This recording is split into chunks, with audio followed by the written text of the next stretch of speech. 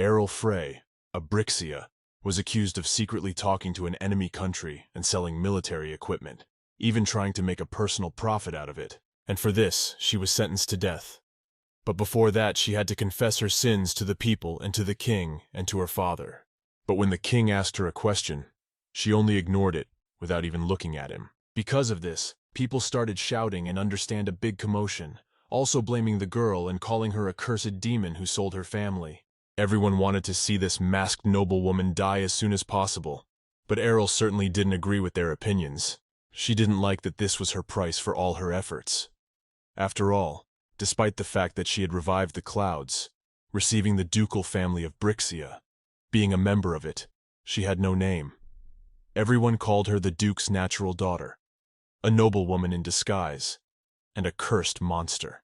All because she had red eyes and a spot on her face. Her own father had told her that she wasn't a member of his family, just a monster, when she was very young. And then he ordered her not to appear in front of people with such a disgusting face, so she had to wear a mask. Ariel always wanted to get love and be recognized, so she studied hard and worked hard for it. She wanted to be recognized at least that way. She wanted to show that she could be useful, so even at an early age she really knew how to do a lot of things. Then one day her father noticed her potential and wondered what made the girl excited. She thought she was finally part of the family. However, her father only wanted to take advantage of his unwanted daughter, and it ended up leading to the fact that she is now sentenced to death. And so she decided to take off her mask and show herself to people. Then she said that she wasn't guilty of anything. However, because of this, people started to fear her even more and also hated her, calling her a monster. They thought it was a curse on her face. They thought she was a sinner just because she was born with such a face.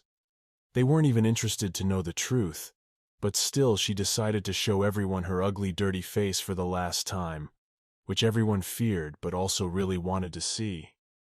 And even the emperor was scared of it, as if one word of Ariel could envelop the whole world with a hack. The emperor did not reply to these words and only waved his hand, giving someone an order. After that, Ariel was not led to the execution, but simply stabbed from the back with a sword and pierced through her chest. She had such a useless life that even her end was decided by someone else. After such a blow, death was fast approaching her. But still, from her last strength, she turned to the emperor, as well as the father she had once loved, Duke Alden, and said that let their incompetence be sure to bind them hand and foot, and they would be punished for what they had done. And after these words she fell down, losing consciousness. Her father, the Duke, immediately began to discourage the emperor from taking Ariel's words seriously. But beyond that, she didn't hear anything. She wished it would just end. But then she had a memory of some guy who treated her like a normal person. He gave her a ring, told her she could be part of this world too. The ring he gave her would protect her, and he asked her to remember that light and hope filled everything around her. This guy, Sevs Rudin, was the only friend Ariel had who treated her without prejudice. But now that she was dying, she thought he was wrong, because a monster like her couldn't fit into the world. And that's when the seventh completely consumed everything around her, and she died. But soon she saw a light too bright for a monster like her, and then she heard someone trying to wake her up, calling her Miss Ariel. So she immediately opened her eyes. She got up from the soft bed to see who was calling. Then she saw her nurse, Owera, who was trying to hurry her up to change her clothes because today was a special day. Lord Belfort was coming. If I was late, I could be punished. Ariel tried to figure out what was going on, because she remembered that Owera was dead. But if she was alive now, that meant Ariel must have gone to hell. But as she looked around, she realized she was in her room, with the dead nurse from 4 years ago nearby, and a visit from Lord Belfort. She began to guess what was going on, but she didn't want to do anything about it, and told Overa that she wouldn't be attending. But the woman tried to discourage Miss and still get herself together, because knowing her father's temper, he could punish Ariel severely for it. The protagonist said that she shouldn't worry, and therefore she should talk to her father. But now she wants to rest, so her nurse left after all. Left alone, Ariel realized that from the place of cold execution she had returned to the past, but she couldn't tell where was the dream and where was reality. Besides, the moment of her death was very vivid in her memory. The faint memories before her death and the horrible curse she had suffered and not imprinted deep in her heart. But still couldn't believe she was back to her life. And then she even started to think that she was really cursed and used the power of the curse. Then she decided to remove her mask from her face and walk over to the mirror. She was shocked because the stain on her face was completely gone. Then she assumed that she had used magic or some potions before, but still, it was impossible to get rid of it. So it remained a mystery to her. And then looking at her hands, she noticed that Sevsrudin's ring was missing. It was it. Just for her, always carried it like a talisman, but it had gone somewhere. The only thing there was to assume was that it had been taken before the death penalty out of hatred for her. Then she heard footsteps approaching her room, and at once she knew it was her father, and he was suddenly walking to her room without knocking, saying loudly that he would be coming to town soon, and she was still not packed. Ariel managed to quickly put on her mask so her father wouldn't see her face, and said she wasn't feeling well. Well, Hertz to her could believe it, because she was sure a monster like her couldn't be sick. His words sounded just absurd. After all, Ariel was human too. But her father didn't even want to listen to her, and said those cruel words again because he needed something for his daughter again. Now there was a project at stake for the family's capital development, so Ariel needed to prepare and successfully complete the case, and then I told you, if she did that, he would consider taking her to the banquet. Ariel had said she would prepare herself well. However, the moment she heard Alden's words, she realized what she had to do. Going back in time. After all, she had a chance given to her in the past and stupid Ariel was already dead. This time she was going to give her father beyond what he could expect from her. She still couldn't forget the day when her father, who used to hide her at home, took her to the ball for the first time. She was surprised at the news, but her father had done it just for her successfully doing one thing. But she also had to prepare carefully for the ball, so as not to tarnish the Duke's family name. And Ariel, of course, gladly agreed, despite the amount of work she had to do to make it happen. At this point, the Duke had a friend of his visiting with whom they were having a drink, and he was surprised that the Duke had decided to take this monster to the ball. But Alden said it was just words, because I tell you, Ariel, as a reward she'd be happy and do the task even better. That's why he said about the ball, so she'd do her best. Anyway, he was a really terrible father. But then he had an even worse idea. When Ariel comes to the ball, he's going to put on a fun show. At that time, the girl did not yet know that the ball, which she was looking forward to with anticipation and heart-stopping excitement, would become a nightmare in real life. All because her father had purposely removed her mask so that the other aristocrats could look, laugh, and humiliate Ariel for her appearance, even calling her a circus monkey. Back then, the girl was 2 and really believed that her father recognized her. But no longer is she going to suppress herself and her feelings, and will surely unmask the Duke and expose his mediocrity. Ariel went to meet Lord Belford as she had been asked, but she was late. Her father looked at her angrily for this. But Ariel was no longer at all intimidated by that expression on her face, so she acted completely calm and said that she wasn't feeling well. Then she noticed Lord Belfort Baldern. He was a knight of the Imperial Order of the Osland Empire and was also very polite. Even started to worry about Lady Ariel when he heard that she was unwell. And in fact, he'd said Ariel didn't have to be summoned to the meeting, but the Duke had insisted she come. And now that everyone is all in, Ariel has been given important matters to deal with as soon as possible, and it seems she is the one who should be doing it. Knight also reported that there are problems with derivative military boots. Soldiers say that when it rains and on wet ground, water gets inside through the sole. Training in such shoes in the cold increases the risk of frostbite. So you should check to see if there are any problems in the manufacturing process. Duke was outraged and said confidently that there was no problem with the manufacturing process and it was probably just a maintenance or stakeholder error. However, this is impossible because the equipment is meticulously maintained by the Imperial Order. However, it has been determined that water seepage is about 1 in 10. This is by no means a small percentage. Therefore, one cannot simply turn a blind eye to the problem. If there are indeed problems in the production process, then the Imperial Order will demand compensation from Duke Brixia. When the Duke realized that he might have to spend his money because of this mistake, he immediately began to take it seriously. But still, he continued to assert that there could be no problem with the products he was supplying. Meanwhile, Ariel was reading the papers she had been provided with. She remembered this case in order to save money, not meeting the standard. Because of that, defective products had been created. The same was true for the iron armor that was supplied in the military.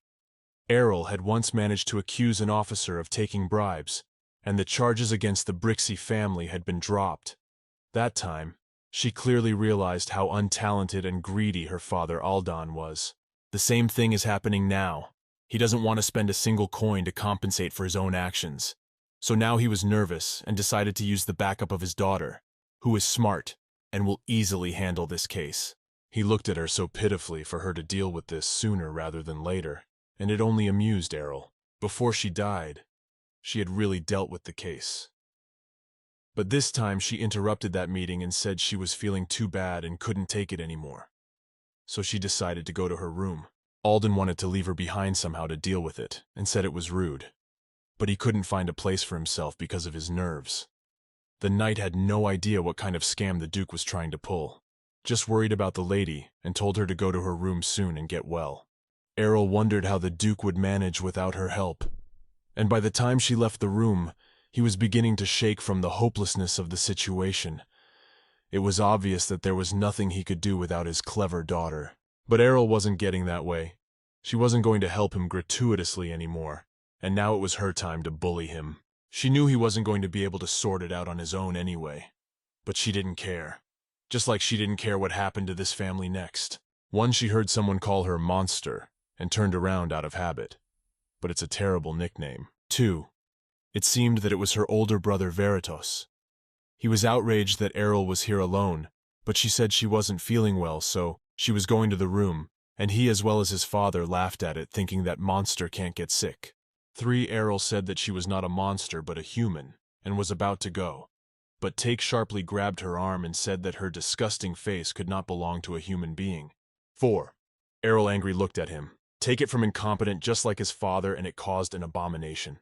5. And being the eldest son of a duke, he had an incredibly greedy nature, and from childhood, he challenged his younger sister and was always trying to limit and bully her about everything. 6. And in particular, he liked to touch her with a swab to humiliate her. He would take it off and start insulting her just like now he wanted to do it again. 7. And then he touched her face and the mask and said, "I don't need to use these anyway. Everyone knows she's a monster." 8. He expected her to cry again, but what happened was he was shocked. 9. Ariel. She hit his hand and told him not to annoy her anymore. But then she calmly went to her room and her brother remained standing in the hallway, not realizing what had just happened. 10. Ariel was in her room and saw through the window that Belfort was leaving. But it was later than she expected. It looks like Alden tried everything he could to cope. Well, it's only a temporary fix anyway. It was obvious that her meeting was over. That's why her father immediately ran to Ariel's house and swung the doors open loudly. He started yelling at her that she was a crazy girl and that they could suffer a lot of damage because of her actions. Ariel asked if it was her fault, but her father said it was because she left, citing illness. He had to cope on his own. Then he decided to admit that everyone can get sick. Even dogs and other animals also get complicated on the streets and die. So because of his daughter, such a thing was quite possible. But still, he judged her for just leaving like that and not helping him. He said she had to stop Belfort at all costs, but that was even ridiculous. Duke Alden had less brains than an 8-year-old child, so he couldn't handle such an easy job in which he himself had made a mistake. Ariel asked what he had said to Belfort, and it turned out that Alden had said that it was all a misunderstanding, that there seemed to have been a mistake in the blueprints for the production of military shoes. So now she wanted Ariel to go to this knight, admit her mistakes, and beg for his forgiveness. However, this was nonsense. There could be no mistake in the blueprints.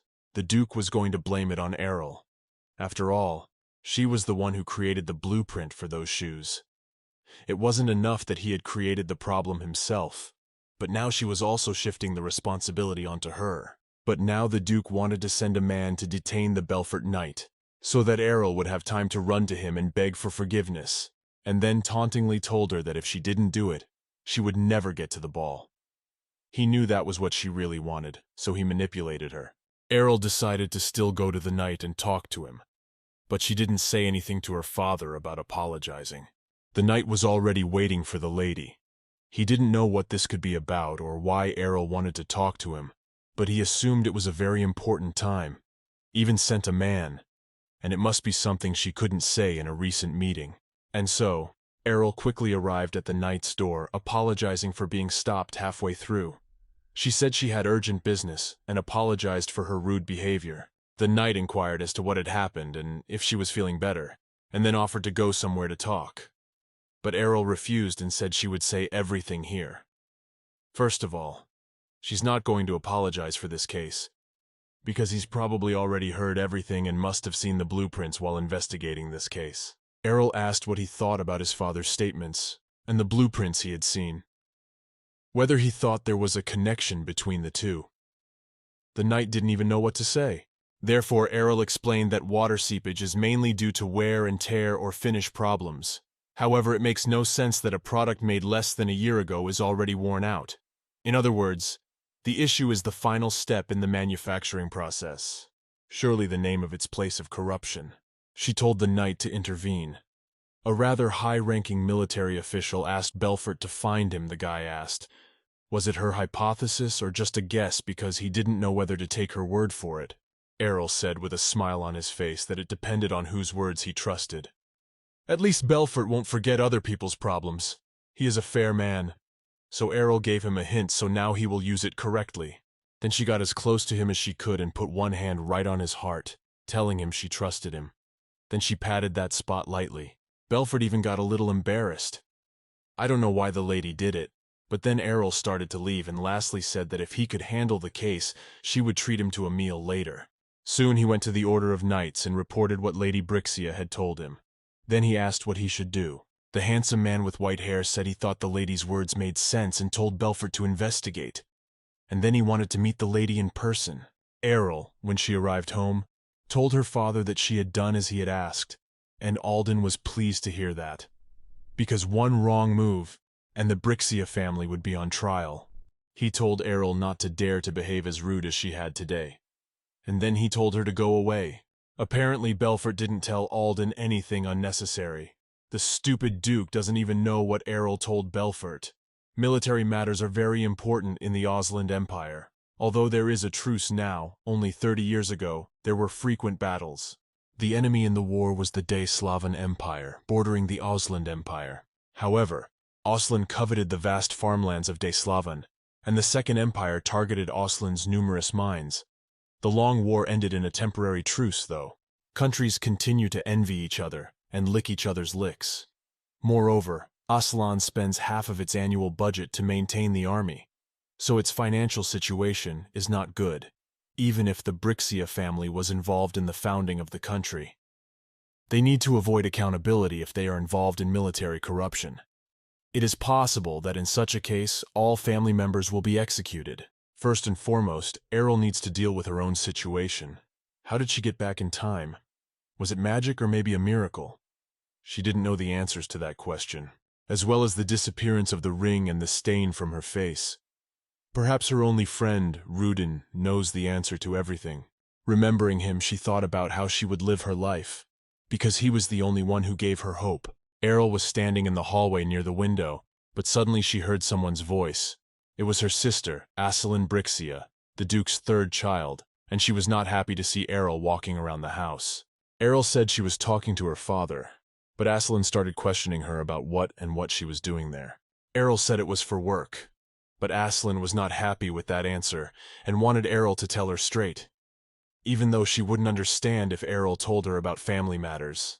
Still, to get her sister behind her, Ariel quickly started talking a lot of information about what she had talked to her father about the difference between the base cost of equipment supplied to the central military and the rates before normal mines, likely to be an important factor in determining the price of equipment in the future. And they were also discussing what to do about technology transfer and tariff reductions, and additional intellectual property rights. After that, Asalina pretended with a displeased face that she understood everything. Although, as expected, she didn't understand anything. She pulled out some kind of a roll of paper and then handed it to Ariel, saying that her grades were a bit low this time. The dean had said that with those grades she would fail the exams and be expelled from the academy. But for some reason, it was as if she was proud of it. And so, Aslan said that she had a talent for persuasion, so she could avoid expulsion by completing a special 100-page assignment. Ariel just wished Aslan good luck that she could do the assignment, but that wasn't at all what Aslan wanted her to do. She wasn't going to do that sort of thing, and said that Ariel should do the task instead. And then, with a nasty smile, she said that there would soon be a ball at the imperial palace. She, as the renowned trendsetter Asalina of high society, should not waste the time she had to choose an outfit on such matters. After all, her appearance is the prestige of the duchy. In short, she was going to get ready for the ball and dump all these tasks on her sister. And then she just put the bundle of papers in her hand. Then with a smile on her face, she said she was too busy, and now was the time to take care of her skin, and just ran off because she was sure Ariel would do those tasks. Ariel squeezed those assignments because she was really angry. It seemed that all of Alden's children were terribly like him. She didn't like the idea that her family thought it was worth giving her directions, and the deed would be done unquestioningly. Sure, that had been the case in her past life, but it would be different now. Ariel stopped, and decided to turn to the maid to give this to the Duchess. She said it was Aslan's report card, so that the Duchess would be happy for her daughter. And the next day it was already known that the Duchess had read Aslan heavily, having seen the report cards, and now she was forbidden to leave the manor until she had completed her assignment. It is said that she sobbed, threatening to leave home if she didn't get to the ball, but either way, it was her own fault. Ariel asked the nurse what she would be doing during the awakening period of the ball. After all, it was a national holiday that lasted a whole week. But Overa didn't have any special plans. She just wanted to go to her hometown. Worth driving through a green forest, climbing a small hill, and she would be greeted by her family. It had been a whole 5 years since she had seen her family while she was busy making money. But if Ariel doesn't attend the ball, of course Overa will stay and take care of her. After all, they are always going to be there for her. However, that way she wouldn't notice that she would overwork herself and get sick. So Ariel told her to go meet her family. Overa was pleased, of course, but said not to worry about her. After all, it was better to work than to see her brothers complaining about breaking their teeth eating pumpkin pie. Overa's nurse is always so kind, and she was the only person who shared warmth with Ariel during the cold and dark times since she was a little girl, and Ariel knew she didn't have much time left. After all, she would die of her illness in a year, and she might even have less than a year left. So Ariel was worried about that, because her nanny would probably stay with her if she decided not to go to the ball as well as the Bacchanat world, not even meeting her family one last time. Ariel couldn't stop thinking about her nightmare, but suddenly she felt worried about her nanny. Knowing her future, she decided to care about her nanny's future, since she cared about her nanny. However, despite her worries, an idea came. Ariel asked Overa to prepare her dress now. She decided to give her nanny a week's vacation so she would definitely meet her family. Ariel made the decision to go to the ball. If you remember what happened in the past, when Ariel did go to the ball, her father forcefully made her take off her mask. And when she asked him not to, he grabbed her hand tightly and told her he was very upset. All this mask hides all her beauty, so he wants to take the chance to show everyone what she looks like. And then he abruptly and very rudely ripped the mask off his face, and then began to get the attention of all the aristocrats, so that everyone would look at his daughter. He shouted sarcastically that even if she had bloody scarlet eyes and a spot on her face, she was still a beauty. It was so obvious that the aristocrats just scoffed at the situation. They were all disgusted by Ariel's face and said it was the eyes of a demon. When it all more or less stopped, Nanny Ariel showed up. Then the girl took and by her dress and said she wanted to get out of here, and asked for help. But no matter how much she asked, Nanny didn't answer for some reason. Gloriously was not alive. Then she gently took Ariel's face, telling her not to be so scared. And then she called Miss Cute and talked about how ugly her face was. And then she had long claws on her hands that she was going to scratch Ariel's face with, because it would be better for everyone if Ariel died. And just like that, the skin drained from her face, and Ariel screamed painfully. Abruptly she woke up, and it turned out that it was all just a scary dream, But it was very realistic, and Ariel was terrified that she had dreamed just such a thing.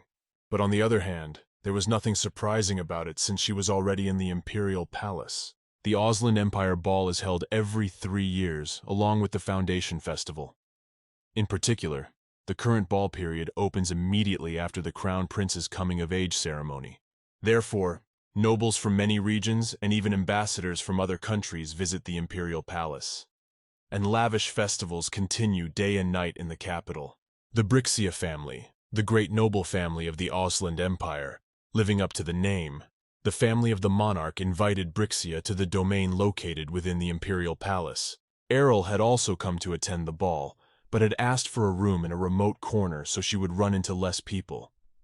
She wanted only one thing: to stay here quietly as a ghost until the ball period was over and prepare to destroy the Brixia family. She was having a quiet day, but suddenly her sister came running in, all because she found out that Ariel was the one who gave her mom the report card.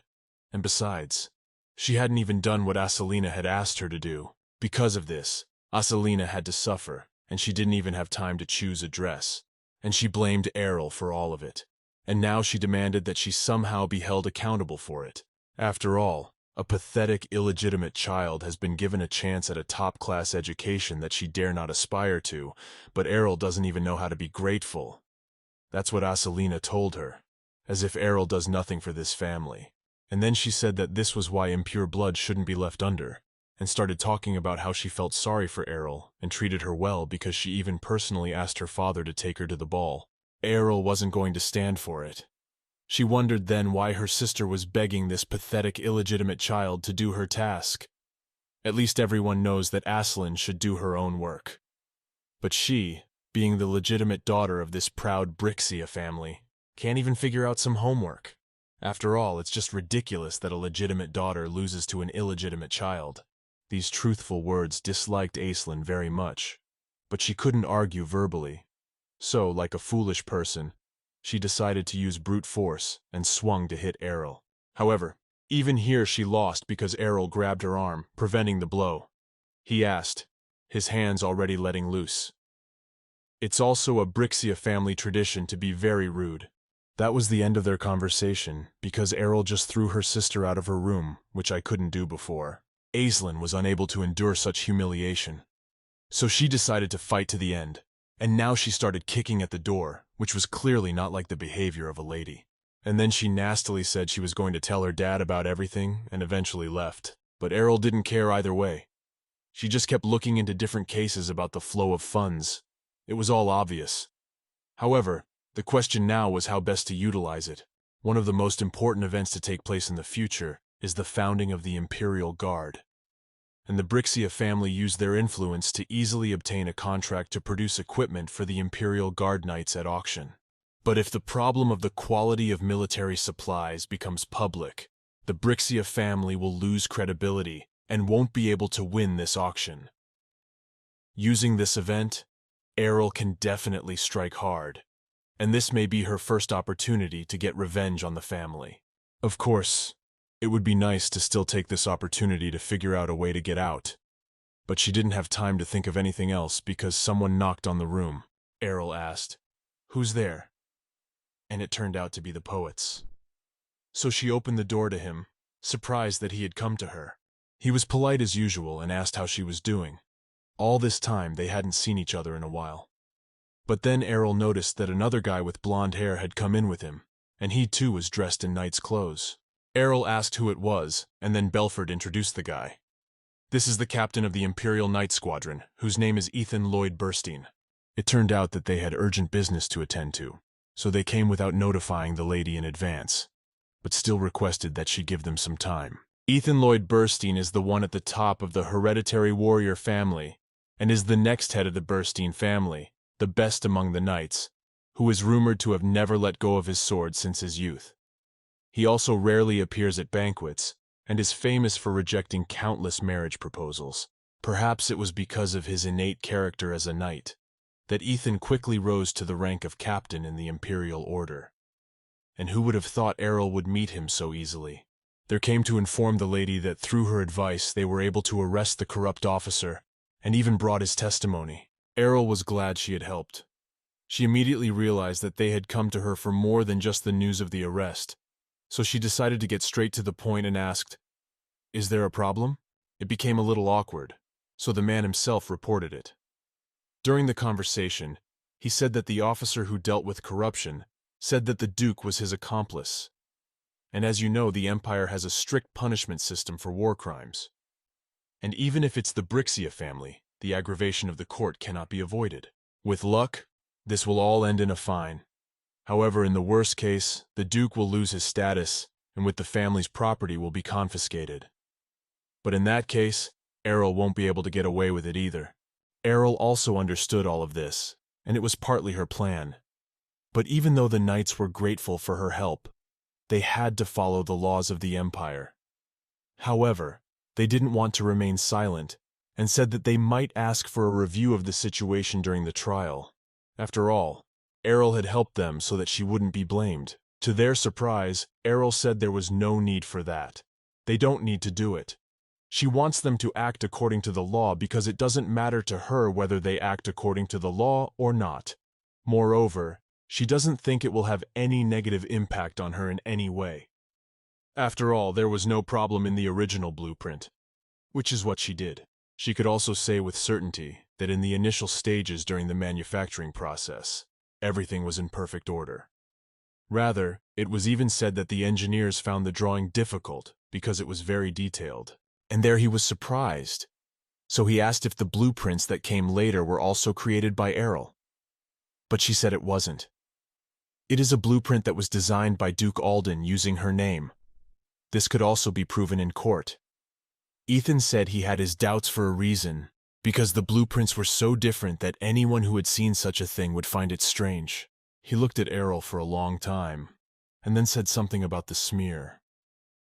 It wasn't the best topic of conversation, but still he asked Ariel why she was using that mask, shut the captain's mouth so he wouldn't start the topic, and then apologized to the lady, saying their captain can't help himself when he's interested in something. He probably didn't ask it out of spite, and he probably didn't even know the story of the monster lady. So Ariel decided to say straight out that she was born with a spot on her face that looks disgusting, so she wears a mask. That answer was enough for Ethan. But Belford was uncomfortable, for his captain, a warrior to the bone, feels uncomfortable talking to girls, so he apologized for them asking such a thing. But Ariel didn't care. She felt perfectly fine, so she suggested that we continue the conversation. The knights said it was time for him to go, and Ariel said they would see each other on the floor. But she said she wouldn't participate in it, because she wasn't interested in that kind of thing, which made Ethan a little sad. But he said that they would see each other then, when they had another chance. After that, the knights left, and Ariel immediately thought about what a strange guy this captain was.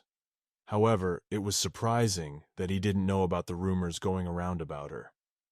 And also the captain is the first person to ask her about the mask, without any malice or lies, just out of curiosity. And such a person is the best captain of the Imperial Order. As he left, he decided to turn around one last time and bow to the lady. After that, he continued on his way. He also had a kind of strange look in his eyes, and Ariel didn't understand why he did that in the first place. The captain is truly a strange guy. After all of this, Ariel returned to the room. She decided to continue what she had been working on before the knights came. However, even saving for a while, she couldn't concentrate and kept remembering about that guy. Why had he asked about the mask, and was it really out of simple curiosity? But that look seemed like he wasn't just looking at her appearance, but rather inward, straight into her soul. Despite his status and importance, he wanted to understand Ariel as a person. Suddenly there was another knock on the room, and it turned out to be the maid Alice. Her voice seemed to be somewhat nervous. After authorization, she quickly entered the room and reported that the Duke was still looking for her, even though he should be at the ball right now. Ariel had definitely told him she wasn't going anywhere, so it was unclear why he was looking for her. The maid Alice, with fear in her eyes and trembling hands, said that the thing was that the Duke said if Alice didn't bring Ariel and vice versa, her legs would be chopped off. That's why she was so scared and didn't want to get hurt over something like that. She even fell to her knees in front of Ariel and begged for the lady to help her. Just one time. She cried because she has to take care of her little siblings. But if she couldn't work here, her family would just die. Ariel was just furious at Duke Alden, realizing how terrifying a man he was. Of course, she was only going to do everything for her own good. However, in a situation like this, she couldn't ignore what was happening. And after all, this is all about Alden again. Meanwhile, the Duke was quietly at the ball with a glass of wine to music, waiting for his daughter to arrive. In fact, he was going to take off her mask to show something funny to all the aristocrats and poke fun at Ariel's grief. He told one of the aristocrats that he was going to show them something fun. But first, a lot of time had passed, and still nothing was happening. He claimed that he had to wait just a little longer, and Ariel was about to show up. He was sure everything would go according to plan. And suddenly the hall became very noisy, all because the lady, whom everyone saw for the first time, appeared. And that meant that the main character was already here. Ariel this time was wearing a mask that covered the entire upper part of her face. Alden was already mockingly anticipating how he would abuse his beautiful daughter Ariel. However, she wasn't going to let that happen, and calmly approached him and asked him why he was looking for her. Her father said he was, and he was just worried that Ariel was nowhere to be seen throughout the ball. He then started talking louder so that everyone could hear their conversation. He asked if Ariel was not attending the ball because of the scar on her face, and then he began to say how upset he was that his daughter couldn't attend the ball just because of it. That's the way it should be, because Ariel is such a beauty that no scar can ruin. So he thought about what would be the best thing to do, and decided that if Ariel took off her mask, everyone would get used to her appearance. So he told her to take this opportunity and proudly molest as the youngest daughter of the Brixia family. He had called her in to make a general laughingstock out of everything, and Ariel knew that very well. She also knew he wouldn't succeed this time. She easily turned him down, saying she saw no reason to do so. No need to show her face here. She had originally told her father that she would not attend the ball, and that she had not come here for entertainment. Such words did not please the Duke, so he began to shout, asking Ariel then what she was here for. Ariel explained with a smile on her face that she was curious. What was the matter, since her father was so insistent on her presence? Then she asked if he was going to belittle his own child in front of everyone. The Duke remained silent, so Ariel simply turned around to leave and not draw so much attention anymore. But her father grabbed her, calling her a cheeky wench and saying she doesn't listen to her father, and it's not a big deal to just take off the mask. This time, he also aggressively ordered Ariel to take off that mask just like last time. However, last time he had a nasty smile on his face, and this time he's just angry. Still from you memories of that watershed moment, they're imprinted in Ariel's psyche, and she started to get nervous. And so it began to happen the same way it had last time. Her father pulled her by the arm and began to bring his hand up to remove the mask. Ariel just froze with fear, but she didn't want to relive that horror again. So, thankfully, she was able to move and sharply pushed her father away from her, causing him to fall to the floor without ever touching her face. She started to run away from him quickly, but her father yelled at her to stop. Then someone tripped her, and she ended up falling to the floor as well. The aristocrats started saying that Ariel obviously wasn't trained in etiquette and she had no dignity. Yes, they couldn't laugh at her face, but they could at her behavior. Ariel got up quickly. However, there was a problem because she fell so hard and hit herself and the shelf flew off her face. And then when she found it, she noticed that the mask was cracked at all, and that was very problematic for her. She didn't want to reveal that her face was already perfectly fine. Alden had already started to approach her, scolding her for not listening to him in the first place and making such a fuss. And then he said he'd embarrassed the Brixia family by doing so. Ariel remained seated on the floor. She didn't want people to find out now that she didn't have the taint, because the radio destruction of Brixia she should avoid, and revealing her current situation as much as possible. Therefore, it wasn't time yet. She reached for her broken mask, but suddenly someone appeared in front of her. It turned out to be Ethan. He picked up the mask and pulled the lady to him, while asking if everything was okay. Ariel took the mask and quickly put it on, thanking the captain of the knightly order.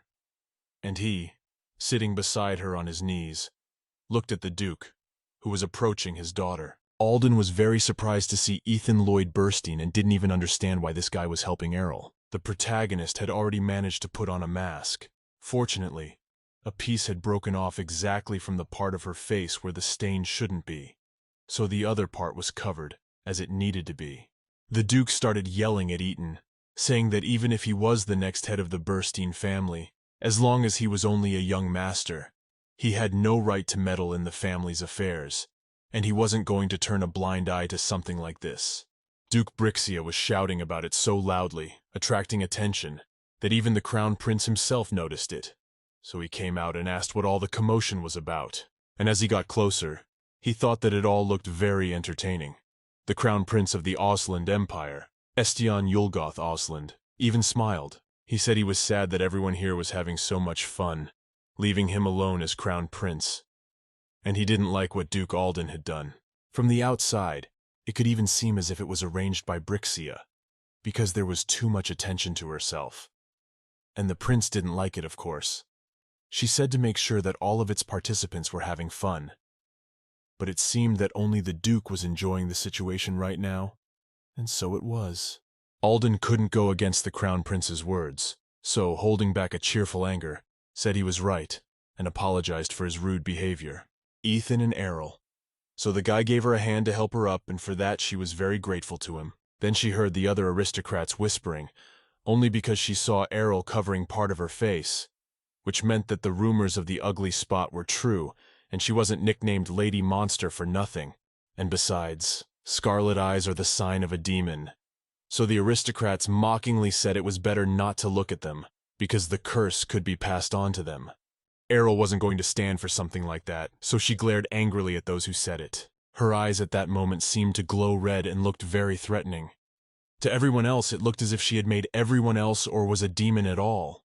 The aristocrats were no longer hiding their dislike and whispering quietly about it. They shouted in fear that Ariel had cursed the devil himself. Therefore, the protagonist was already tired of hearing about it, and simply turned away from them. Ethan watched it all silently at first, but then he got tired of it too. So he covered Ariel with his cloak, and then told the others to stop it. After all, the ball was organized by the imperial family, and all those invited had the right to be in the sacred imperial palace. And also, if they said something like that again, it would be considered an insult to the imperial family. He swore on his own name, Ethan Lloyd Bernstein.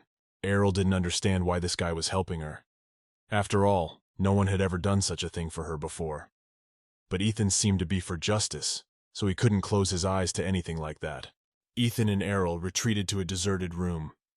He was still worried that she might have been hurt, and he even noticed that she had an injury to her leg from falling. He offered to send a doctor, but Ariel continued to refuse, saying she was fine, because either way, the doctors would refuse treatment, saying it was all the fault of the curse. It had happened more than once, so Ariel had to deal with it all alone. Ethan felt sorry for the lady, and there was nothing he could do. But for Ariel it was just business as usual. That's why she doesn't take such a thing seriously. But still, she was really grateful for his recent help. After all, it was only thanks to his help that she was able to get out of there without any problems. The others didn't even want to touch her, and neither did her father. But in any case, she was very grateful to Knight Ethan. She was sitting on a chair now and said she would rest for a while and then go back to her place. So he might as well not wait for her and go. But Ethan had her legs, so he couldn't just leave like that. He took out a small handkerchief and then took Ariel's leg to administer first aid. It was also something knights did when their ankles were injured. It might not last long, but it would help Ariel. Besides, Ethan wrapped it around her leg very carefully and gently. At this moment, he looked truly beautiful. But for Ariel, the whole situation was very awkward. It was probably because, apart from him, no one had ever shown her such kindnesses. Ever since she was a child, no matter how badly she was hurt, she never received treatment. Instead, all that awaited her was ridicule about how weak she was, and how it was uncharacteristic of a monster. That's why she had never hoped for such acts of kindness before, and took it for granted that it was a matter of putting up with everything alone. Ariel was very pleased that someone was taking care of her now, so she even said that since they were now outside of a social event, it was okay to just call her by her first name. Ariel blushed a little and told him that with a smile. Ethan tried saying her name, and actually Ariel smiled even more, because hearing it was so much nicer than the usual formalities. Ethan was fascinated for a while and couldn't stop looking at Ariel. Suddenly, however, they were interrupted because there was a knock on the door. It was the Crown Prince. He immediately realized that he had interrupted the pleasant atmosphere here, but he still came to ask if Lady Ariel was all right. Ethan and Ariel greeted the Crown Prince politely, but he said there was no need to act so prim and they could take a seat in peace. He had come because the recent event that had occurred had disturbed him. He also really wanted to meet Lady Ariel at least once. He said that, in fact, the name Lady had been mentioned dozens of times a day lately, but she probably already knew the reason for that.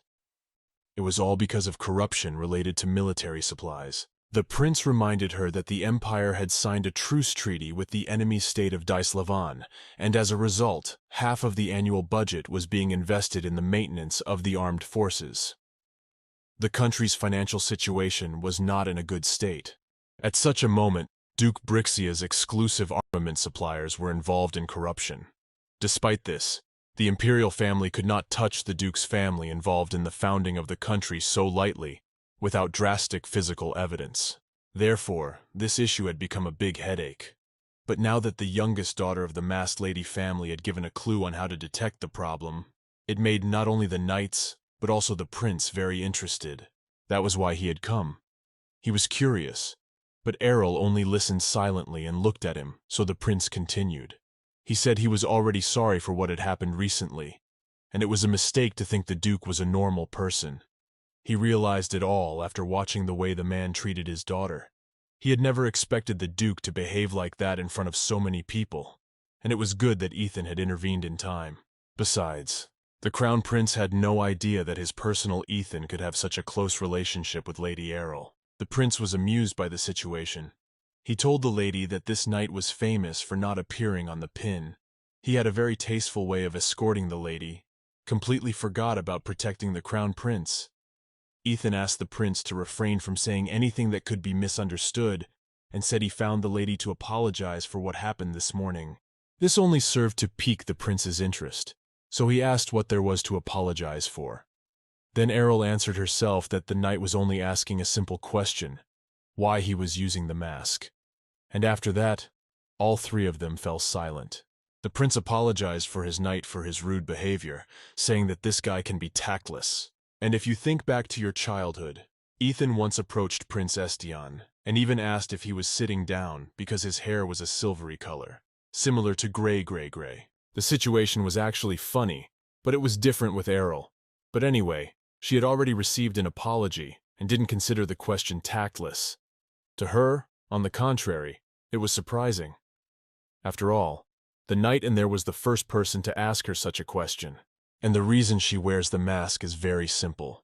She uses it because people are afraid of her face, and she is so used to the mask that she doesn't feel any discomfort. But Ariel also had something curious in mind. Was there another reason for the knight to ask such a question? Then the boy answered directly. He saw the confident and clear eyes. Ariel had the direct gaze of someone who didn't care about other people's opinions. That interested him. Moreover, she didn't mind revealing the shameful sides of her family. Judging her father, in my opinion, this situation showed that she had superior abilities. It was unexpected for him. What is it that a man hides under his face? And more importantly, in his opinion, having a spot on his face and red eyes doesn't affect a lady's abilities. The knight said this with a smile on his face. Ariel even blushed slightly because he was once again the first to genuinely acknowledge her. Everyone called her eyes cursed, so she asked if the knight wasn't afraid of it. But the answer was yes. He didn't care at all. Prince Estian intervened and said that he too thought those eyes were very beautiful. It was because they were the only blood-red eyes in the Empire, and they could enchant anyone in an instant. That was his opinion, and to be honest, he didn't even understand why people were afraid of those eyes, calling them cursed, and why they called Ariel a monster. He said that this rarity means special, just like with the blood of the imperial family, because not everyone can be born with it. One only becomes special because one is born with the blood of the imperial family. Similarly, Estian became the crown prince for the sole reason of his bloodline. Sure, there are people who envy his position and covet it, But isn't that still proof of exceptionalism? Similarly, he, as well as Ariel, can often be coerced into doing things. Either way, he wanted to say that there was no need to wear an uncomfortable mask because of other people's stares, because Ariel was a man who knew his own importance, and that would be enough. But Ariel wasn't sure. She wondered if the prince would say the same when he saw her face without the mask. After all, she was Brixia's bastard child. Cursed eyes, lady monster. Everyone looked only at her exterior and judged a person by it. Does Ariel use the mask or not? If it's meant to be, it will be discussed. Better to hide behind the mask. After all, at least that way she'd be in less pain. And surely if the prince had seen her face first, he would have spoken differently. And now he's so easily advising her to take off the mask, because he doesn't know how she's lived all these years. It's really painful for her, but she still said it without fear.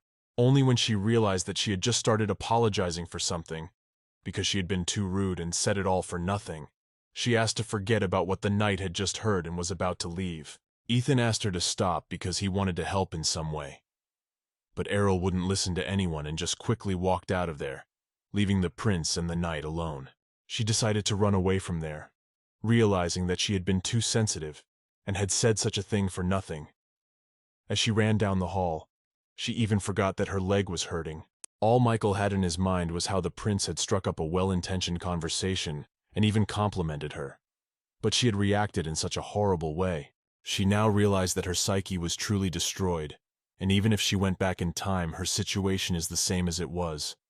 Her father and family treating her like a monster, people calling her a demon. Her very existence is a sin. So she didn't know if she should continue her meaningless struggle in an unchanging reality. She wanted to just go somewhere where no one was around and no one would know her. But now the only thing she could do was stay in a situation like this. Ariel felt pain in her leg, so she stopped running and stopped near the window. But Knight Ethan caught up with her because he was worried about her and couldn't leave her like that. And besides, it must be hard for her to get around. So he said he would help her to her room. Ariel wanted to refuse, saying it was fine. But the fact that she had been running before made her leg hurt even more, and she couldn't hold back the pain. So now she could only walk with a limp, and of course the knight noticed this. He realized that this way she would not want to accept his help, so he simply asked as a request that he could help her and held out his hand. Ariel hesitantly still took it up and thanked him. So now they started walking towards her room, supporting her. She felt that he had been comfortable around her all this time. Ariel still didn't understand why he cared for her so much either. After all, she had even fallen roughly for him, but his personal knight was still so kind. As they walked, he called her by her first name and said he actually had something he wanted to say to her. Then asked that she call him by his name Ethan too, and he looked her straight in the eye. This request made it seem more sincere. Then he said that as soon as he saw her today, he realized clearly that even if Ariel was hurt, she continued to hold her beliefs more steadfastly than anyone else. He wanted to know her thoughts for what they were, so he asked to be called the person next to her, and even without even noticing it himself, he smiled so sweetly at her. Ariel was again embarrassed by his words and blushed again, but it was as if she was mesmerized by his facial expression as well as his words. Ethan had promised her to look at her for who she was, and Ariel was grateful for that. The next day, Ariel couldn't forget what had happened yesterday. It was nothing special, of course, but it was still a first for her, especially the way the knight had taken care of her leg.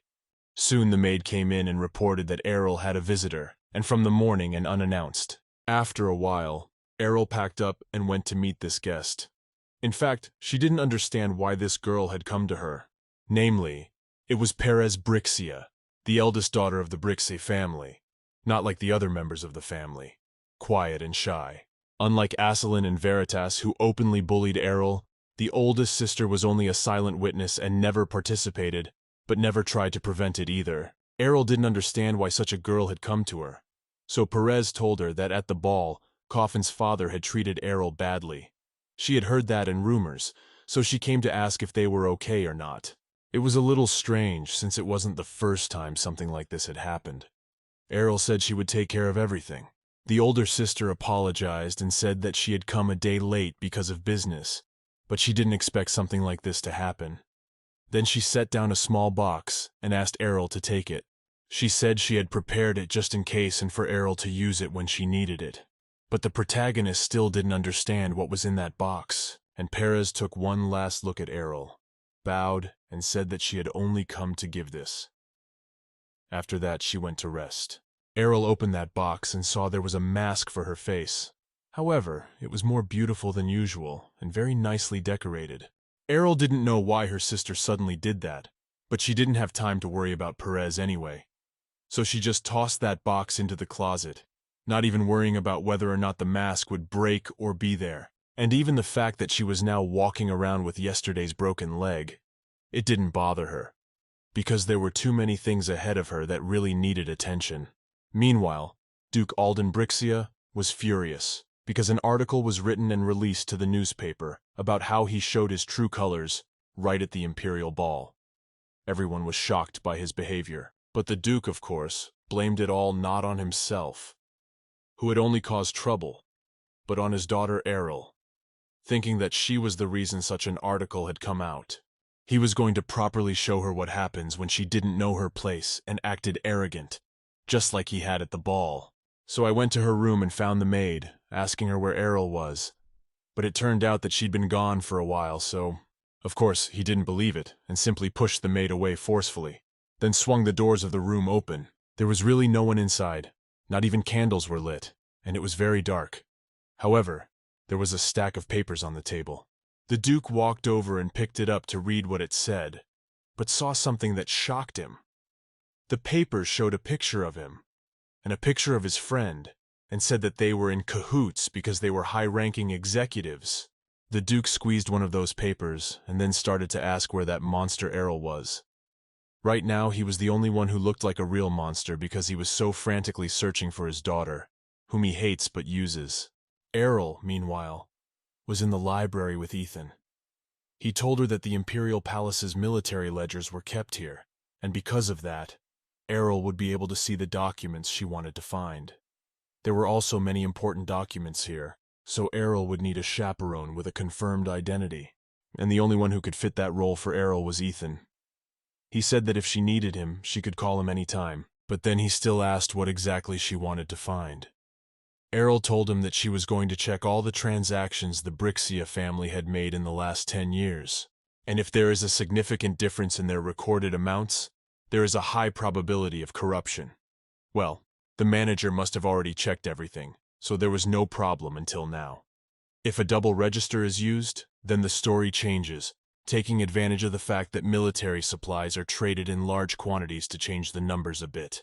Ariel only receives the source documents. The details of the final deal with the imperial family were handled by her father, so she was unable to verify the actual volume and amounts of the transactions, making it difficult to provide accurate evidence. But things would be different now, thanks to the fact that she had a reliable assistant, and by that she meant Ethan. He was glad to hear that. Very quickly, Ariel had already found something. The amount pertaining to the parts of the outfit didn't add up, and the details were different from the original. She immediately picked up on the fact that it looked like a case of military footwear. It was strange to them that the manageress didn't notice it, because although it's a small detail, there are definitely many others. If the governors noticed, it was hard to dare to question the Brixia family. Besides, this family represents so many war goods that it's hard to even count. But there's another possibility. The stewardess might have tried to make an inspection, but she was stopped by someone's instructions. And that meant one thing: high-ranking executives had been bribed. Ariel realized it as well as Ethan did, having made only such a simple chain. Now, fortunately, Ariel has the original blueprints of all the military supplies that Brixia has sent over the last 10 years. So if you search one by one, like this, you'll be able to uncover most of the corruption. All in all, everything was just perfect so far, and all that remained was hatred for the Duke's daughter, whom he was now trying to punish for her betrayal. Now that he saw his daughter, he started shouting at her, and kept fast approaching her, saying that she had dared to do so much wrong, but was now giggling here with young Mr. Burstein. He didn't want to punish her in front of anyone. So he said she was coming after him, and started to reach out to grab her, as she always did. But it wasn't to be. Ethan had closed access to Ariel with him, and she was behind him like he was stone, safe. Ethan had noticed that. She also said that she was really cruel to her daughter, and Ethan wasn't going to let it go.